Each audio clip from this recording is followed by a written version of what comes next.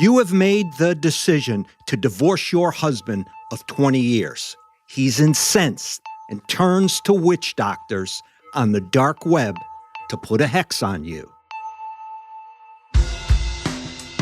Your lover's wife just had a baby, and you find out you are also pregnant with his child. Then, without warning, you disappear. My name is M. William Phelps.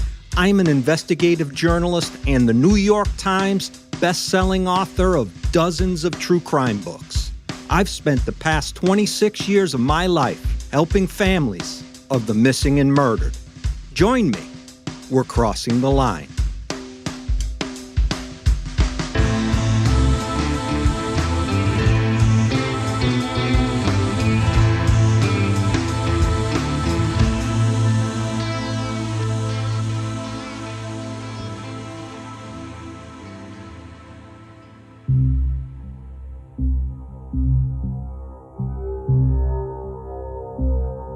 Chula Vista is about as far south as you can go in California without having to whip out your passport and cross the border into Mexico.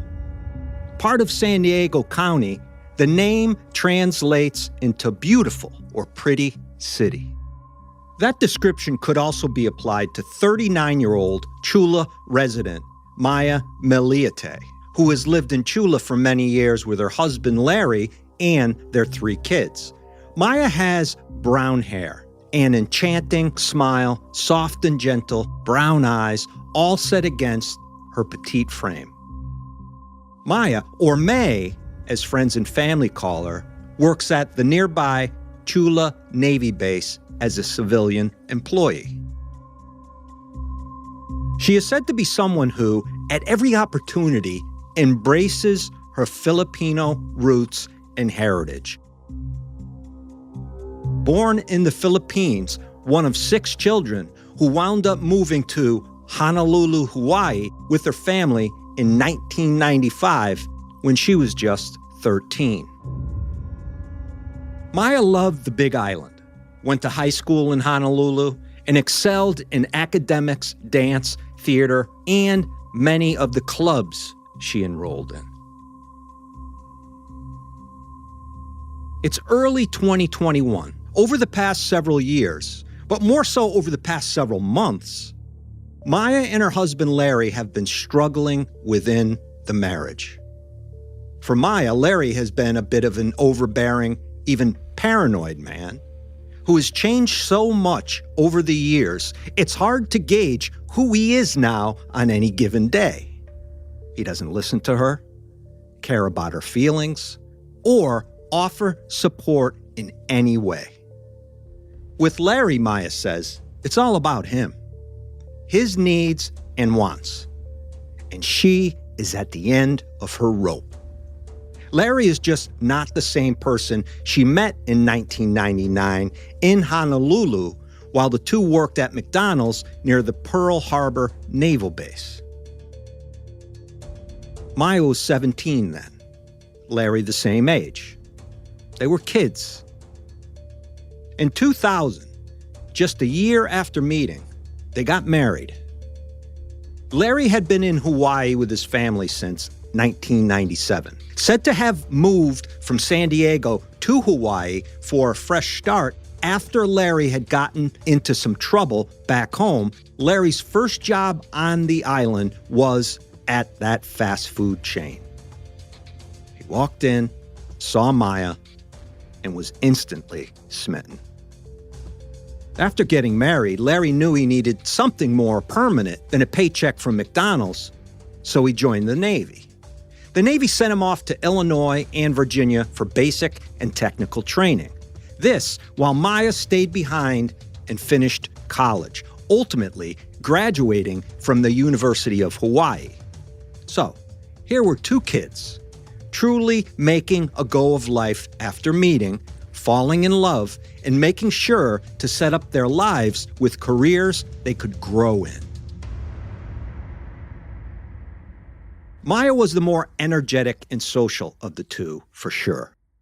Friends from Hawaii later say that while she was there, Maya could always be found outdoors, playing her guitar, singing. She'd even go off-roading, which the island, of course, offered an array of options.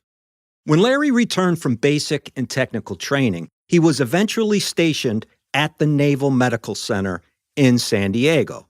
And so Maya transferred to the University of California, San Diego for grad studies, and they packed up and moved. Maya wound up finishing her degree in international studies there in San Diego, earning high honors and getting a job as a Navy contract specialist. They had plenty of money, great jobs, and their future seemed to be an open book with empty pages they could write any way they chose. The first home they bought was a rather large $600,000 suburban paradise in a scenic neighborhood in the San Miguel Ranch community on the eastern end of town. 5 bedrooms, 4 bathrooms, several stories. The house offered them the space to raise their 3 children. The entire area was family-friendly and had an abundance of outdoor fun and nature, with beaches and hiking and biking trails close by. The schools were top-notch. Everything they had ever wanted appeared to be coming true. As their children grew, they became, Maya's family later says, her world. Everything she did for the kids. Both had family in the area, so when they needed help, or even when they didn't, Maya's in-laws and her siblings were always around to lend a hand. On January 7th, 2021, the kids now 4, 9, and 11 years old, Maya is at home. It's somewhere near 5 p.m. She has family over at the house. She is talking about a family trip to Big Bear to celebrate her daughter's birthday. She's excited and looking forward to it. Things with Larry have gone south, she mentions during this same conversation. They've been married just over 20 years, and Larry has changed so much, it's not something she is interested in trying to fix anymore. He's becoming more controlling and even accusatory. The past 6 months alone, Maya explains, have been a nightmare with Larry. There's a good chance, she explains, that she is going to be filing for divorce anytime soon. As that planned January 9th trip approaches, Maya's sisters and family cannot get a hold of her. In fact, as her sister thought about it and checked her phone, Maya had not answered a call or even a text since January 7th, which is entirely unlike her. Maya, too, had been acting differently, closed off, quiet, not saying too much about her life outside of taking care of the children and wanting to get away from Larry and bring him to divorce court. One reason is that Maya has a secret. As her marriage to Larry became unfulfilling and imploded, running its course, Maya began a relationship at work. Jamie Laird had been hired by Maya's company back in 2019, working under Maya as a Navy contract specialist. The two struck up a friendship immediately, which soon turned into a full-fledged secret affair. It became physical early, Jamie later says. Kind of like a newlywed feeling, but over time, it became a deeper love. Things did not go smoothly, however, within the extramarital affair. Jamie was married as well. And as their relationship heated up and became intense, during the early part of 2020, Maya got with Jamie one night and explained that she needed to tell him something. "I'm pregnant," she says. This was especially troubling to Jamie, seeing that what he hadn't told Maya yet was that his wife was also pregnant. The guy had gotten his wife and lover pregnant at the same time. Maya and Jamie stayed together and worked hard at concealing the relationship. They were technical people, very well trained in noticing details because of the work they did, so they put that knowledge to use in hiding the relationship. They would talk about what each would say to their spouses at home, to their friends, their families, even co-workers. The goal, they decided, was to deny any accusation. They discussed it only online, corresponding via a secret Instagram account Maya had set up. Nothing was off limits, Jamie says later. We were always working together to cover up the affair. When they spoke about their spouses, they never used their names. Jamie called his pregnant wife E, the first letter in the Spanish word for wife. Maya had a more specific name for Larry, V. She had chosen V because, in her view, Larry was Voldemort from the Harry Potter books. Maya decided to terminate her pregnancy. There was no way she could have Jamie's child. That was the solution she chose, and she got it done. With one issue solved, the affair continued. He's so controlling, Maya tells Jamie one night, speaking about Larry. She then gives an example. He won't allow me to drive myself to work anymore. Later in 2020, Maya finds out that Larry had placed a tracking device in her vehicle, so he knew wherever she went. The other odd thing Larry did was hide a cell phone under the bed, which played subliminal audio tracks he had purchased. His intent was to secretly brainwash Maya into staying married to him. He'd take that to an extreme level later on by setting up a network of speakers around the house that played white noise at low levels, and within the white noise were more subliminal messages like, I love you, love me, and don't leave. How creepy is that? When Maya discovered what he was doing, she viewed his twisted subliminal wife training as what it was: domestic abuse. He was trying to trap her, using a term Larry came up with, in an invisible cage. He would take it all to an even more bizarre level soon, which I'll get into a little later. This is extreme coercive control. The guy was spying on his wife, trying to trick her into staying by brainwashing her in what is a pattern of escalating domestic abuse. You have to be careful, Jamie tells Maya after she confides that Larry is being extremely curious about her movements and has been accusing her of having an affair. Things come to a head when Jamie's mother-in-law reports Maya and Jamie to Maya's boss, alleging that the two of them are engaged in an affair. Soon, Maya's boss calls her, Jamie, and Larry into a meeting to talk about the allegations, which could have a detrimental effect on their careers. Holding fast to their planned script, during the meeting, Jamie and Maya deny it all. They had met beforehand and gotten their story straight of what they were going to say. The boss asks Jamie to sign a statement to that effect. This is a government workplace, he explains, and there are strict office policies about romances in place. Under a penalty of perjury, Jamie grabs a pen and signs his name. Jamie's wife gives birth during that same week of January 7th, on the day Maya is last heard from by her family. He calls Maya early that day to tell her about the birth, and they talk for quite some time.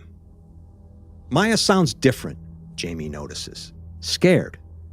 Not because of the child. She understands why Jamie had to go through with it and be there at the hospital. But there was something odd about her tone, he later says. She was determined to leave Larry, Jamie recalls. Larry was threatening her with going to her boss about the affair if she decided to leave him. Larry knew for certain Jamie and Maya were together. He had actually caught them one night inside Jamie's vehicle in the parking lot of their workplace. It didn't matter to Larry. The only thing Larry is concerned about is that Maya will not divorce him and leave with their kids. Affair or no affair, Larry is willing to work through it any way he can. But Maya was done. She'd been done for quite a while. On that day, January 7th, she phones a divorce attorney to set things in motion. Jamie, on the other hand, is secretly thinking he wants to save his marriage and lying to Maya, to everyone at work, his wife, and anyone who questions him about what is going on. And when you look back at the messages he exchanged with Maya, it is clear where Jamie's mind was with regard to the affair. Because 3/4 of those messages are sexual in nature. He was infatuated with Maya. It was secretive, and there was something stimulating about the affair and getting away with it Jamie craved. All he seemed to think about was having sex with Maya. By 11 p.m. on January 9th, after her sister hadn't heard from Maya for 2 full days, she reports Maya missing. Of course, Jamie's name comes up as her lover, and cops head out to speak with him. "I have not spoken to her in some time," he tells them. It's a lie. He had spoken to Maya on the day his wife had given birth, January 7th, the last time anyone had heard from the mother of 3. And so, the question lingers. Why would the guy lie about such a thing? Let's take our first break. You are listening to Crossing the Line with M. William Phelps, a true crime podcast.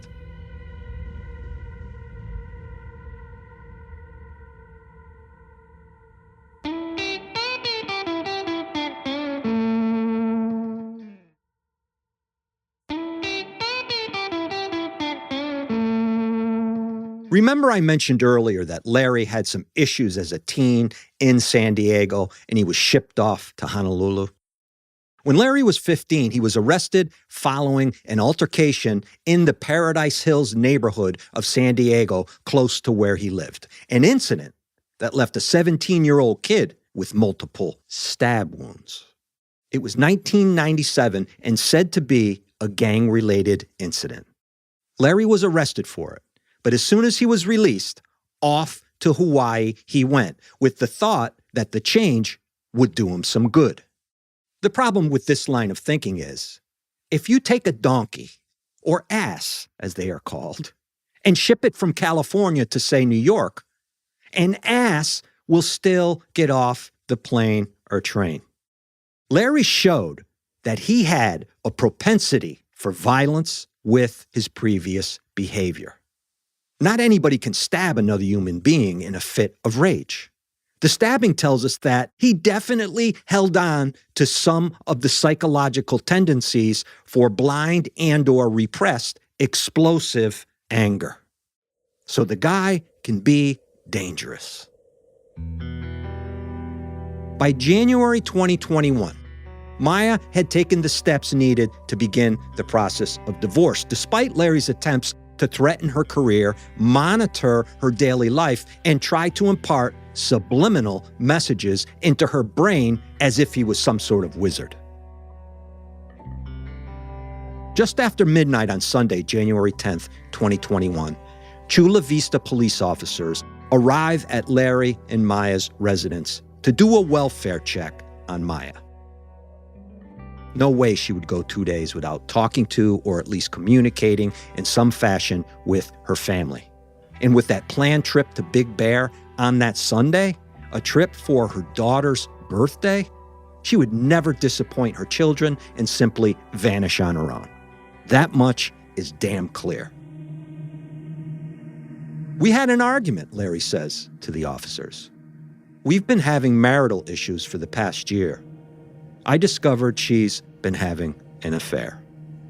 He goes on to say that he left the house on January 8th with their 4-year-old and took off for the day. The implication was he wanted to get away from Maya. "That evening," Larry adds, "I heard her inside the house, but I have not actually seen her since January 7th. They ask him for his cell phone.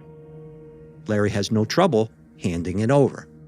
Scrolling through, the officer mentally notes that all of the texts between him and Maya prior to January 9th have been deleted. "You deleted all of these messages?" the officer says. "I needed space on my phone," Larry responds. Okay. As the days pass, it becomes apparent Maya had not taken off on her own, which was a possibility considering the stressors in her life, the infidelity and getting pregnant, and issues with Larry and his controlling ways. She felt trapped and backed into a corner, no doubt about it. But there isn't a chance in hell that she would leave without her kids. As they look through Maya's computer, they find searches for divorce attorneys and also how to calculate child support payments and how much of a mortgage she can afford on her own. She was clearly planning on moving out and taking the children, and doing it very soon.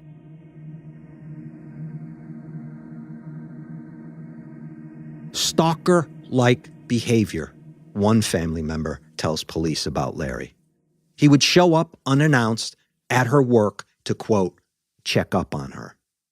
In November 2020, Larry sent Maya an email with a link to an article titled, "What Men Want from Their Wives." He had been sending her scores of articles with regard to what men need, what husbands expect, and Maya finally responded saying, "How about maybe you focus on also what women want from their husbands? All these things you send me are about just you." She went on to say that Larry considered her the problem and not himself. "As I long to go back to the wife you liked," she writes, "the one who didn't rock the boat, who didn't assert her feelings, who didn't care about how much she was hurting so long as there's peace and harmony, then things will be okay? Because really, I am the problem?" It was evident that Larry was about one thing: Larry. And Maya had been held down too long by a guy who only thought of himself, who only did what he wanted to do, who did not care how she felt or for 1 minute tend to her needs as a woman. But did this mean he got rid of, as Maya wrote, the problem? Or was he too obsessed with keeping her under control to hurt her physically? The other issue here for police was that they had a lover who had just spent several days in the hospital with his wife, who had just given birth to their child.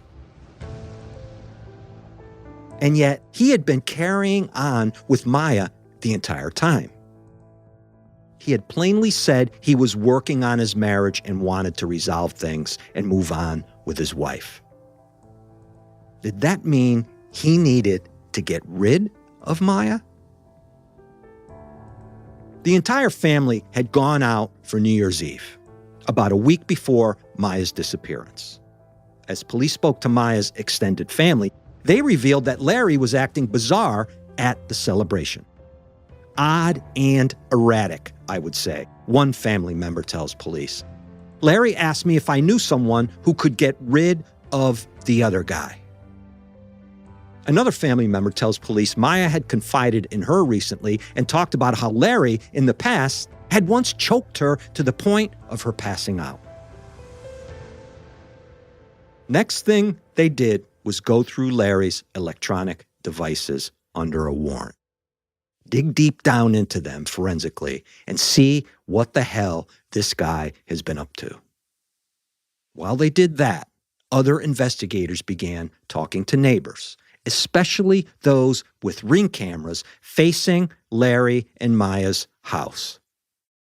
Inside Larry's phone, they discover that Larry has been searching for the keywords, quote, plant you take to never wake up, as far back as March 2020, almost a year before Maya went missing. In November 2020, he then begins searching for information about the water hemlock, a plant considered to be the most violently toxic native plant in North America.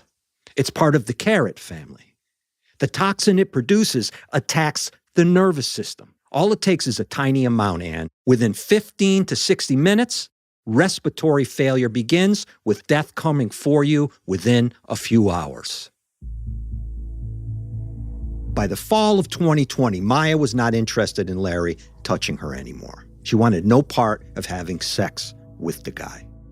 In response to that conversation, Larry searches for, my wife doesn't want me to touch her, and then he searched for 3 types of date rape drugs, which knock a person out and wipes their memory of what happened while they were unconscious. So this is one sick mother. And yet, this is where things go from bizarre and downright weird to off-the-charts pathological. Investigators see hundreds of very odd emails Larry had sent to what can only be described as witch doctors. Yep, witch doctors. All of these companies he had communicated with do a few specific things. Energy work, for one, and 2, they sell spells that can be cast upon someone to enhance a person's love life, eliminate debt, or make a romantic partner remain faithful. Larry had purchased all sorts of these spells to be cast upon Maya. He had obsessively, and in a clear, frantic state, sent the companies hundreds and hundreds of emails. Between September 2020 and January 2021, Larry was communicating with the companies daily. His main objective was to cast the right spell on Maya so she would, in his words, obey him, fall back in love with him, and, get this one, quote, please punish Maya and incapacitate her enough so she cannot leave the house. It's time to take the gloves off, end quote. 4 days later, Larry sends another, this one saying, can you hex her to have her hurt enough that she will have to depend on me and need my help, maybe an accident or a broken bone? What a desperate, cowardly little man Larry is. The idea that Maya would be hurt so he could manipulate her like a puppet on strings shows the depths of manipulation and psychopathology the guy is willing to go to in order to keep Maya basically confined like a prisoner. Then the Ring footage comes back. And, well, boy oh boy, does Larry have some explaining to do. Ring camera footage clearly shows Maya pulling up to the house on January 7th. Larry's vehicle is there as well, so we have to assume he is at home. The footage then shows Maya walk into her home. And here's the part Larry is going to have to give some sort of explanation to. There is no footage of Maya ever leaving the property. So, she either vanished into thin air, went out the back and left on foot, or Larry made sure she disappeared for good. Let's take our second break, come right back. More voodoo and magic spells coming up next.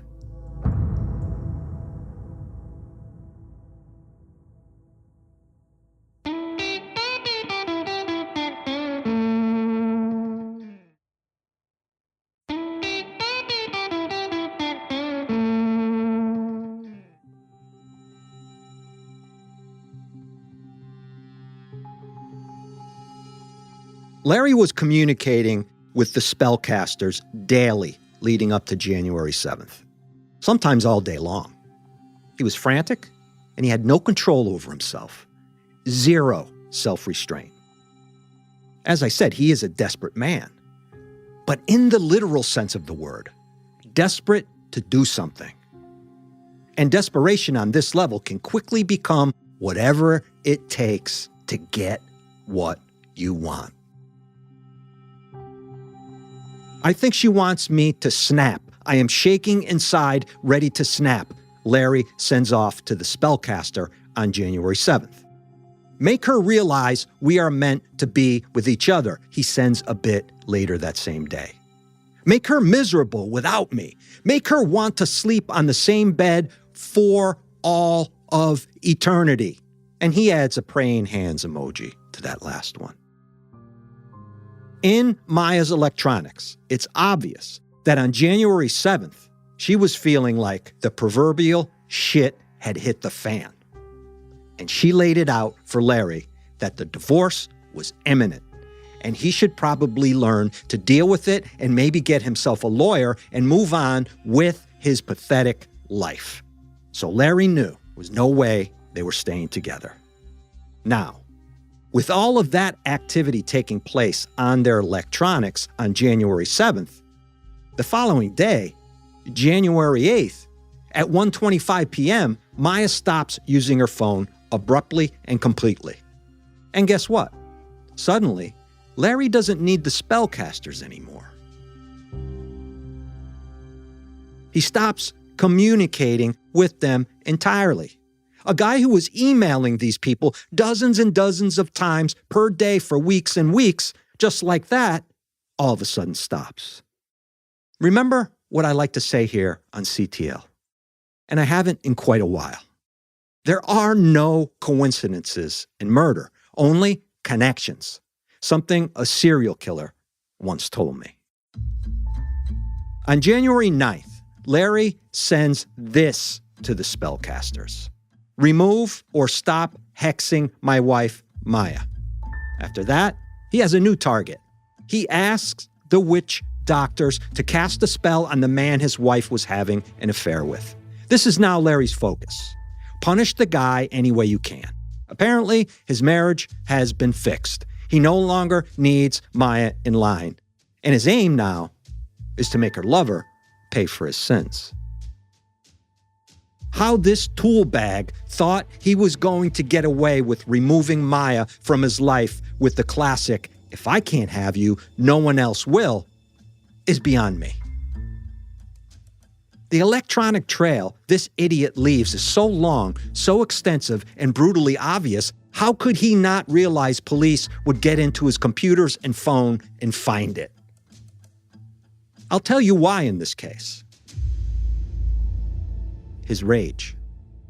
That rage was so overwhelming, so overpowering, so utterly controlling Larry's emotions in life, he saw only red.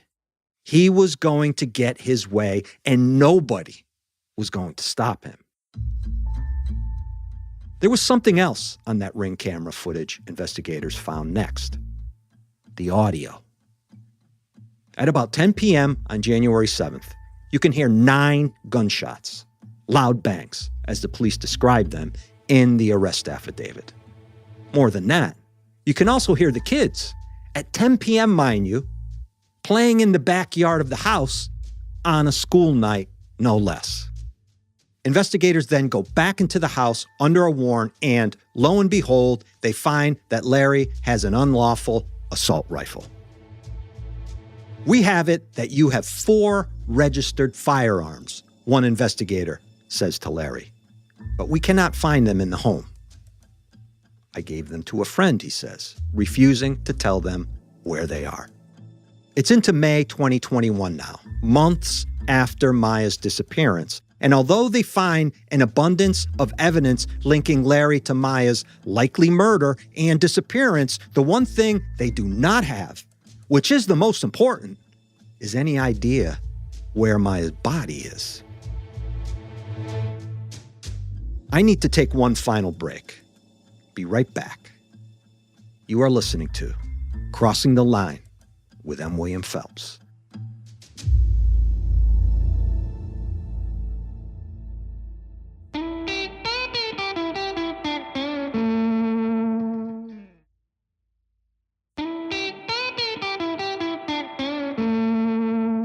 Prosecuting a case for murder without a body is risky business. How can one say Maya is dead without proving it? They did not find any forensic evidence in the home, such as blood, bleach, DNA, and cannot link any of Larry's weapons to a murder or a crime scene they do not have. They have zero direct evidence proving, in other words, that Maya has been murdered or that she is even dead. But they move forward with a prosecution anyway, and do it with a dump truck load of circumstantial evidence driven by digital forensics and cell phone tower data. One big glaring piece of evidence is the fact that Larry powered his phone off for 12 hours on the day after Maya went missing, something he had never done before. In doing that, he created a virtual blackout of real-time GPS tracking data of his whereabouts. That would be the window of time, my friends, when he got rid of her body. No question about it. What's more, on that same day, Larry's vehicle travels 444 miles he cannot account for, which his Lexus had logged. Then a witness, to kind of put a nice little bow on that data, steps forward. Larry's neighbor says that as soon as he came back on that day, after taking a 12-hour trip, he frantically asks the neighbor to fix a bunch of scratches all over the bottom half of his Lexus. And he needs this done fast as possible. That would be Larry driving into the woods somewhere to dump her body and his car being scratched up by tree branches. No coincidences, just connections. He never explained how the scratches, which were fresh, occurred, the neighbor says. Add it all up. Larry's phone and computer search history I mentioned earlier, the freaking spellcasting in voodoo, including the discovery of 3 8-inch voodoo dolls and numerous spellcasting books Larry has, coupled with those hundreds of requests Larry was sending to the companies casting spells, and you have a solid case. But then add all that to those loud gunshots on the Ring camera. Maya going into the house and never coming out. I mean, on and on we could go. All of it says one thing. This dude killed his wife. Digital forensics show that Maya's phone pinged a tower about 14 miles from her home up near the Otay Lakes water facility just after midnight on that day she went missing. And after that, the signal never leaves the vicinity of their home. Sometimes the circumstances are so profound and obvious, they clearly give you a narrative of what happened, even if you do not have a body. Larry faced trial on July 9th, 2026. The prosecution presented 60 witnesses over about 7 weeks. After a day of deliberations, Larry was convicted of first-degree murder. Maya's silence after January 7th, when combined with the fact that Larry traveled 444 miles in his car with his phone powered off, jurors later say, proved to them he killed her and then disposed of her body. Larry knows where she is located. He's holding on to that information to barter with it, for sure. He is yet to be sentenced, but faces 25 years to life. There will be an appeal, of course. During the trial, it came out that Larry spent a total of $11,000 on those witch doctors casting spells. And he did it all on the dark web, not some 1-900 number hoaxer or a woman in a tent with a crystal ball. After the verdict, Maya's sister said, "Justice has been served today, but we still have the second step to go through. We still have to bring my sister home to her 3 children who have been waiting for her for 5 years. I like that the family then says the verdict provides accountability. I like that word, accountability. Still, the verdict sadly reinforces for them that she is gone. The family says they will not stop looking for Maya until, as their sister put it, they can lay her to rest with dignity. That's it for this week. Be safe. Be aware.